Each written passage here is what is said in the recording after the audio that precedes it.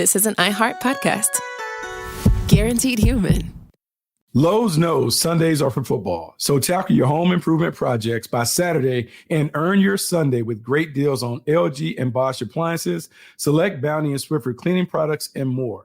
Then once your to-do list is done, get ready to kick back, relax, and enjoy the game. Shop in store or online now and earn your Sunday with help from Lowe's, official partner of the NFL. This is Tab Ramos from Inside American Soccer. And this summer, Topgolf is turning into the ultimate soccer destination. They've got a new soccer-themed game you can play with your group, exclusive food and drink items. They've even installed full-size soccer goals so you can try to hit golf balls right into the net. And every match all summer long will be on throughout the venue. And if you want to keep the fun going all summer, you can get the Topgolf Summer Fun Pass, which lets you play every single day and bring up to 5 guests every visit. Get yours now at topgolf.com/funpass. This is the Late Round Podcast with your host, JJ Zacharisa.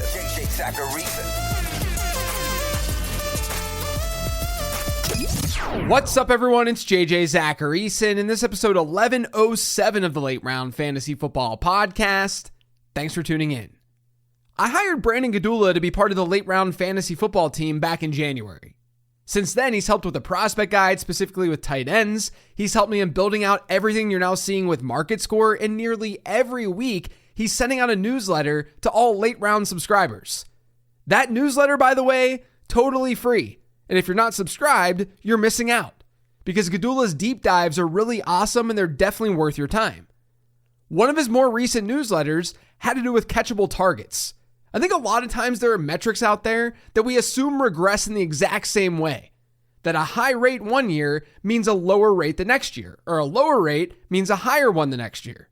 And while regression is almost always inevitable, it doesn't always work out that cleanly. So I sat down with Brandon for a quick chat about catchable targets, both from a receiver and quarterback perspective, because I wanted to see what we could take away from his research for drafts this year. Now, before getting into my conversation with him, I want to remind you to check out the Late Round Draft Guide. It's filled with game theory talk, ways to spot breakouts and busts, draft strategy for this season, players to target, players to avoid, and so much more. It'll be out on July 10th, and you can pre-order right now at a discount. Check it all out over on lateround.com. Now here's my discussion with Brandon Gdula. So Brandon, you sent a newsletter blast out not long ago on catchable targets data. Can you describe what you were aiming to do with that? Yeah, the goal, pretty simple. Just looking into catchable target data to see, specifically for wide receivers at the time, in order to see if it was sticky year over year, or if it could tell us about regression of any kind, identify regression, not just for catchable target rate, but its impact on other related statistics. But, regression, as we've talked about, just a big part of my process in the world of so much subjectivity and guessing about roles and how coaches will use certain players. It's really one of the few things that we can just test and say, like, look, I'm not even accounting for quarterback changes or role changes, but if we see changes year over year that we can kind of somewhat predict when it comes to catchable target rate, that's really good information for me to use in my process. So, the thing with catchable targets is, first of all, you'll find very different numbers based on your source. So just keep that in mind. I used Fantasy Pros. It was just really widely available, easy to see, and other people could use it if they want to, but could be a function of wide receivers, could be a function of quarterbacks. So ended up looking a little bit into quarterbacks after the fact as well. But, one of the things with receivers that I think is important, and it became, as I got really down, deep in the weeds with catchable target rate, it just kind of hit me that, we look at volume for a lot of these guys, but outside of the top tier receivers who get a ton of volume, what we're really kind of looking at is efficiency numbers for these sort of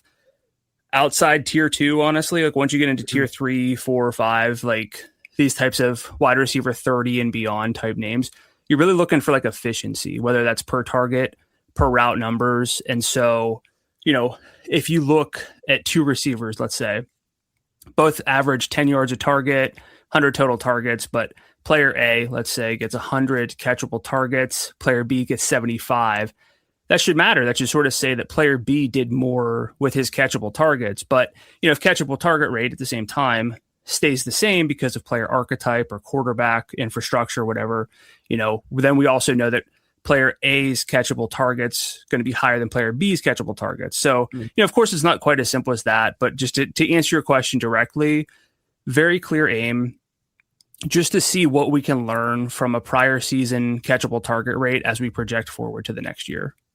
I think a lot of fantasy managers, and especially, even myself to a degree, assume regression with catchable targets. I do want to caveat that regression in and of itself can't just be blanketed and used the same way from one statistic to the next. But I think intuitively, catchable targets seem like something that would regress. 1 year you have a really low catchable targets rate, and that's because, you had a backup quarterback or the quarterback had an injury or whatever the case may be. And then the next year just gets a little bit better because that's just what happens with football and larger sample sizes. But is that what you found at a high level with these guys? Yeah, at a high level, for sure. And again, I'm not, sometimes when I'm doing regression, I will look at did this guy have the same quarterback? Or, did the quarterback, was the week one starter different? I don't even do that because sometimes I think if there's signal, there's signal. And sometimes you can get really bogged down in the details, and sometimes you don't have to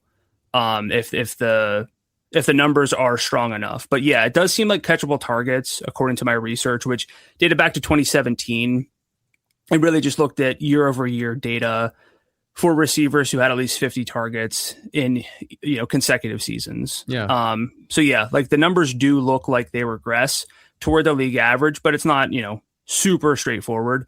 The high level summary effectively is when you bucket players into quartiles, so basically 4 equal buckets, the players with really low catchable target rates in a given season, they tend to see a noticeable uptick in catchable targets the next season, which is what we would expect.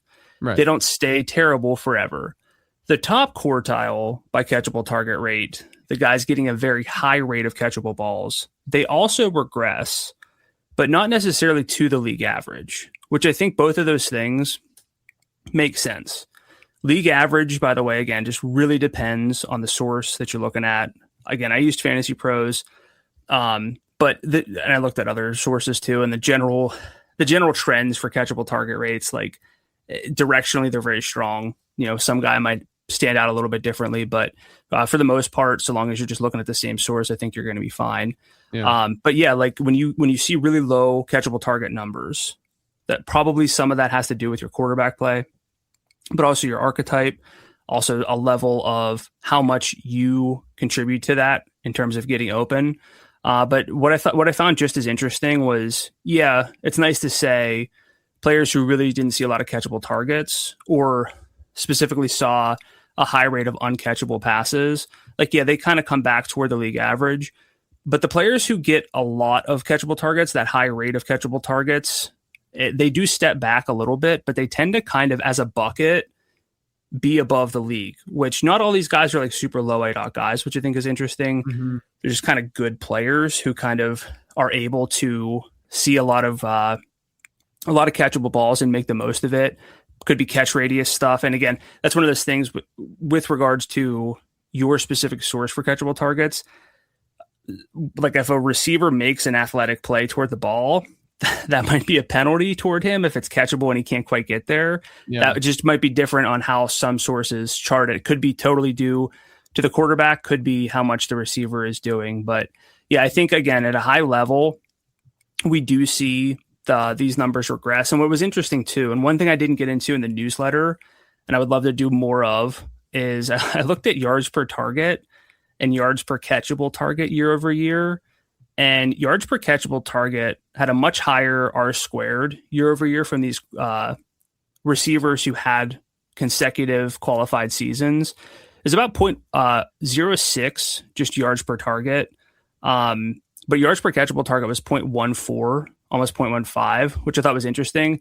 And it really led me to believe, I want to look more into this, because in fantasy football, we're definitely not maxed out with the stats we're looking at. There's a lot we can do with analytics, but as we get more data, I'd love to just kind of change the divisor. I can never pronounce that, but just like change we have routes. Like initially we had like yards per catch, then we had yards per target, yards per route. Like let's look at like yards per catchable target. I want to do more with that based on what I found, because I do think that there's a lot to this. Yeah, essentially the denominator of a fraction, right? Like essentially whatever we're dividing by in those cases. I do think that what you mentioned on there or in that answer is important, and that was the ADOT stuff, because ADOT obviously gives us a sense of the type of role that a player is playing, right? Like if it's a super high ADOT, then he's usually more of a field stretcher. If it's a lower ADOT, then he's not. And there is a relationship between lower ADOT and higher catchable targets, correct? And then higher ADOT and lower catchable targets.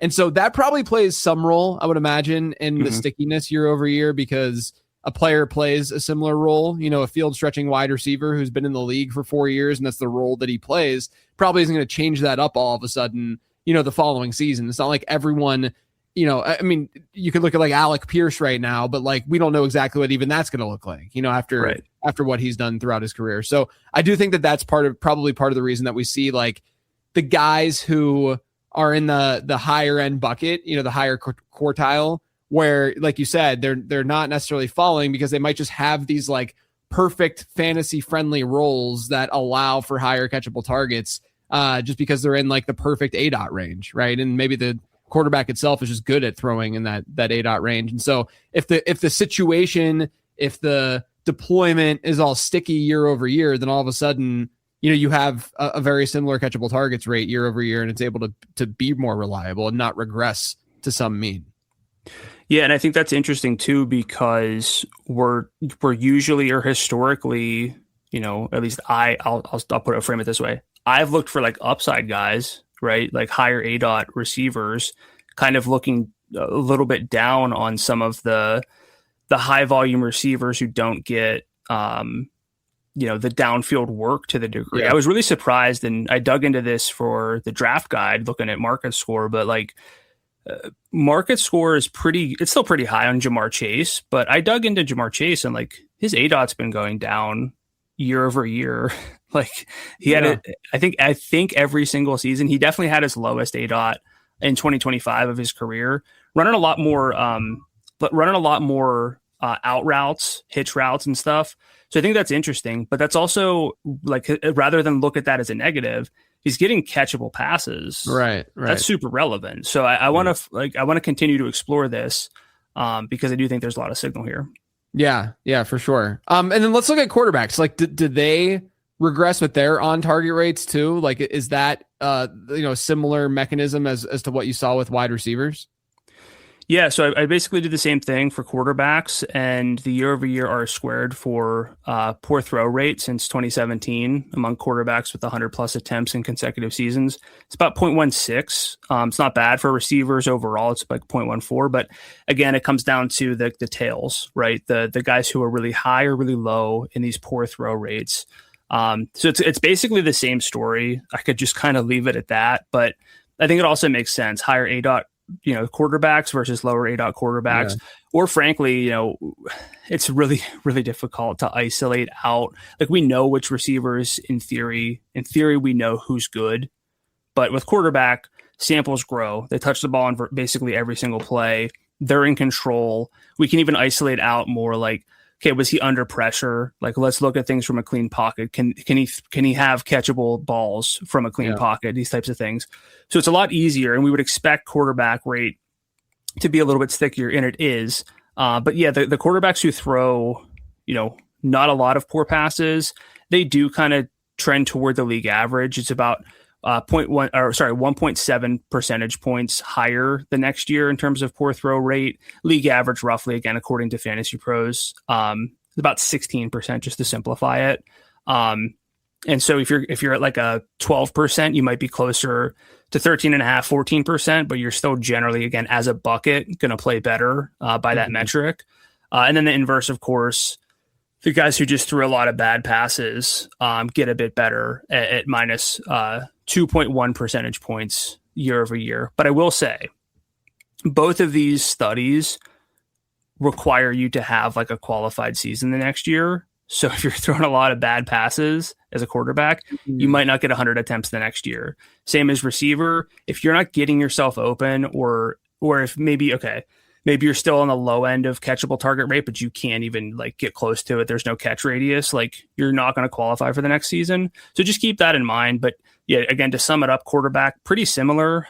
The tail end's going to regress a little bit back toward the league average, but we still tend to see the guys who have that higher poor pass rate still going to be a little bit higher than league average in general from a bucket standpoint. Let's look at 2026, and let's just look at favorable and unfavorable regression candidates in 2026 and see if there are any players based on the catchable targets data that you think should regress favorable. We'll start the favorably side. So are there players out there that you think might end up being undervalued because of this and because of maybe the market not factoring in that regression, or just players that will see favorable regression within the statistic? Yeah. So one thing that's interesting just league wide is like ADOT's trending down. So poor throw rate is kind of down a bit, which is nice. Kind of more catchable passes being thrown just as ADOT gets depressed. But there are still some favorable regression candidates entering 2026.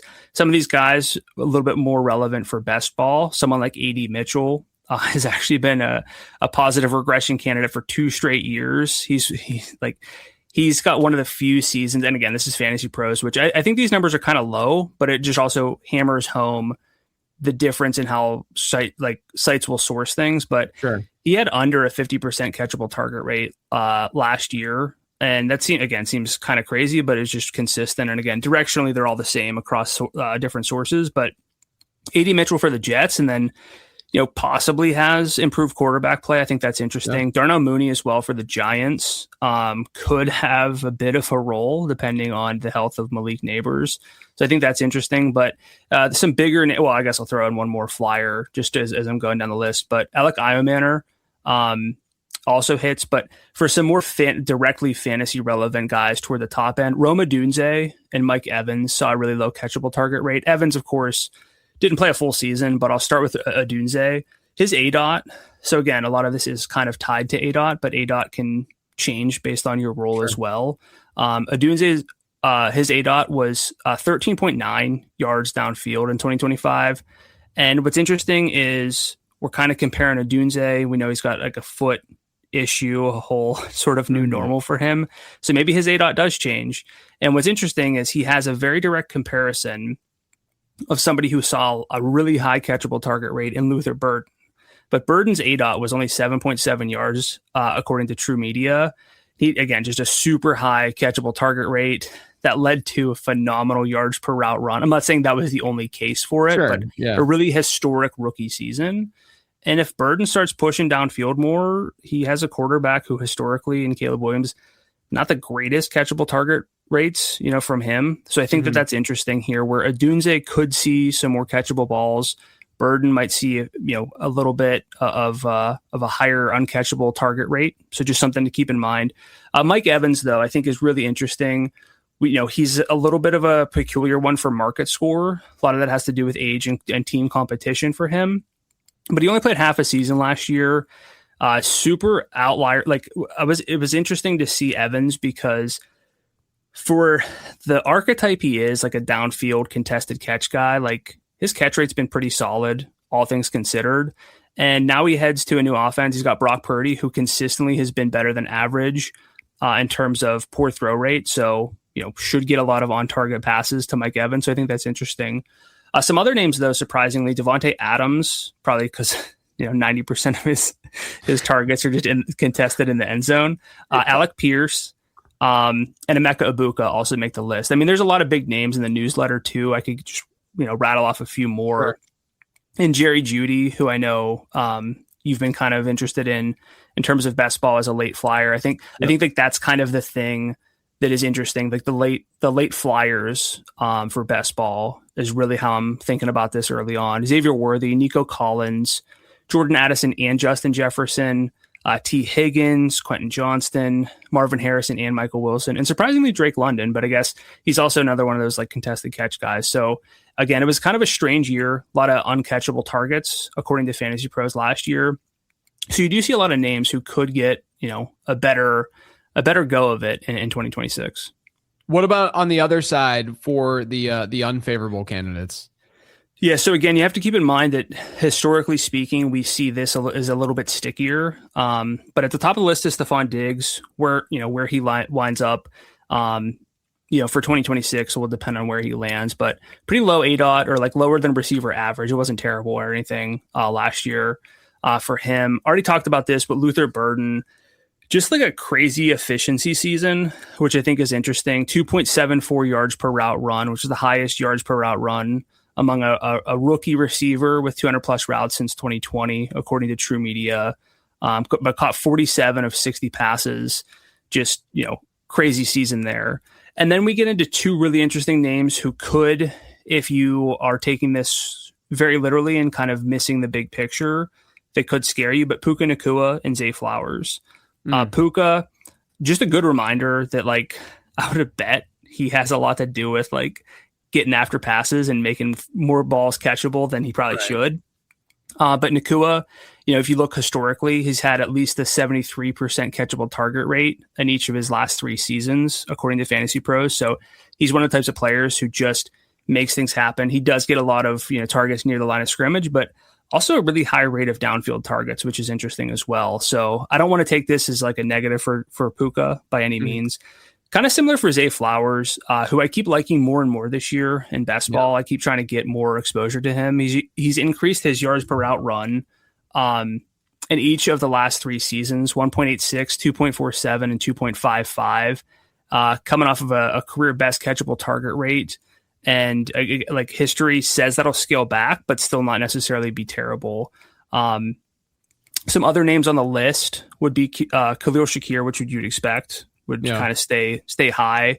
Michael Pittman, Jackson Smith and Jigba, Jameson Williams, which was surprising, but also Amon-Ra St. Brown, which kind of speaks to pretty good offense, good quarterback, and Rashee Rice. So I'm less concerned about the guys with high catchable target rates and more interested in the guys with low catchable target rates.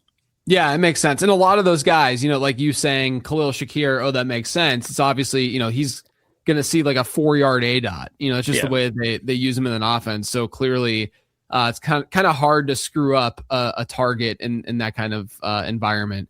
So the last question I have for you, what do you think the main takeaway is here, right? Like everyone just heard a bunch of names and hopefully you jotted some of those down and at least made you think about players a little bit differently. But do you think that we should weigh this more into our evaluation? Do you think it's already being captured? Or do you think that some people might be overrating it? Like there's a situation with like Emeka Egbuka right now, for instance, where it's really easy to look at what went down with him last year and say, oh, he had and I've done this on the show many times, like, oh, he had a poor catchable targets rate. That's going to regress. He'll be a lot better next year, no matter what. Is there any like major takeaway that you have from the study? Well, you mentioned hopefully people jotted these names down. Just to clarify, all these names that I talked about were in the newsletter. So if it's still in your inbox, check that out. And if not, you should definitely sign up because we got some cool stuff each and every week at the Late Round newsletter. But, I think it's difficult to know because this is such a small sliver of the puzzle. And I sometimes don't know. Like, again, a lot of my process is built around regression. Sometimes I don't know what people are seeing in certain players to make them higher or lower. Right. One thing that's really interesting, and this is not a catchable target situation, but like Matthew Stafford's touchdown rate is one of the most glaringly obvious regression spots this year. But for the first time, a quarterback who doesn't rush, who had like an almost 8% touchdown rate, he's not being drafted as like a top 10 guy. So it's like people are kind of learning. And I don't know if I see it totally in terms of catchable target data, just because I think something like scoring rate, like touchdown rate, is a lot more talked about and a lot more present than catchable target rate. But like I think that we're getting smarter as a collective. And so I do think that this is starting to be factored in more, as it's really easy just to, more people talk about things like catchable target rate. But again, if one source says, like, if you have three sources and two say, like, this guy was kind of average in catchable target rate, and one source says, like, this guy didn't see any catchable targets, like, that's where it gets hard to, like, factor this in, because it is a very peculiar stat. So it is one thing I'll say for sure is I actually want to factor this in more, because, again, the spots I'm always looking for are the things that we can kind of verify. And whenever I can almost, I won't say lazily, because, like, I did the work and, like, check things out, but when you don't have to account for, like, okay, but if he changes teams, it doesn't really fit. It's like, overall, like, you see this being sticky enough that there's signal in it. And I think that we should all be factoring it in a little bit more. Again, that doesn't mean that we saw AD Mitchell on the low end. I think AD Mitchell's a little bit polarizing. We saw him on the low end for 2 straight years. So it didn't necessarily bounce back. I think some people are like, this guy's not good enough, but you could just as easily say, like, he's due for, like, a league average catchable target rate. You know, for him in particular this year, it might matter. He's not going to be like an alpha. We know that. Sure. But when you apply that kind of logic to an Emeka Ibuka, or you say, hey, Mike Evans, you know, kind of a weak efficiency season, but Baker wasn't fully himself, Evans wasn't fully himself in 8 games, like, maybe that's how you sell yourself on Mike Evans having just a massive season. And I think you can do that while not really getting out over your skis or making things making things up and saying it's going to get better. Because we've done the research, and it's like, historically speaking, it is going to get better for these guys. Yeah. I love it, man. I love it. Let everyone know where they can find you and the good stuff you're working on, which is the same stuff that I'm working on for the most part right now. Yeah, I'm occasionally on Twitter at Gdula13, GDULA13. I'm on Blue Sky at Gdula. And then everything else I do, lateround.com, late round newsletter, draft guide. Very excited for that this year. Yes, super excited. Again, July 10th, that's when it's coming out. We are at the finish line with it. We're working hard. You know, there's going to be some long hours these next 2 weeks, but it will be out. Make sure you check it all out, lateround.com. And most importantly, guys, check out the Late Round newsletter, because Brandon is putting so much work into that every single week. And there's studies like this Catchable Targets one that he's putting out there consistently. This just happened to be one that we turned into a podcast because this is just a particularly interesting topic. But there's a lot of other topics that he's dug into already. So check all of that out. The newsletter's free, so you don't have to pay anything, but it's all at lateround.com. As always, everyone, thanks for tuning in.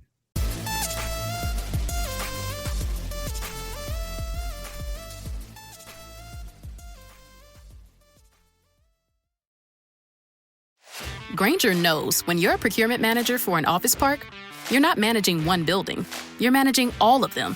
And to stay ahead, you need to see through walls and around corners. Lights about to fail, filters ready to clog, HVAC on its last leg. If you wait until something breaks, you're already behind. Count on Grainger for quality products, easy reordering, and 24/7 support. Call 1-800-GRAINGER, click Grainger.com, or just stop by. Grainger, for the ones who get it done. Identity theft can cost more than you think. Drained investment accounts, stolen tax returns, lost wages, expenses for lawyers. It's a lot. That's why LifeLock is backed by the $1 Million Protection Package, which covers up to $1 million each for stolen funds, fees for experts and lawyers, and out-of-pocket expenses. Don't face the burden of identity theft alone. Protect your future and finances with LifeLock. Join now and save up to 30% your first year at LifeLock.com/iHeart. Terms apply. This is an iHeart podcast. Guaranteed human.